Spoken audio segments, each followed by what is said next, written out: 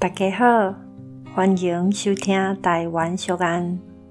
今仔日要甲大家介绍的俗谚是8岁的猪仔头犁犁。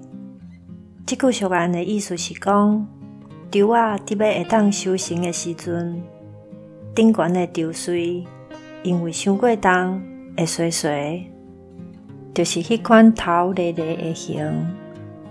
咱会用这款头犁犁的形来形容一个人真谦虚。社会中总是有一寡人真爱假卖对众人讲，家己是遮的第一名，遐的朴素，煞毋知影比伊厉害的人某某是。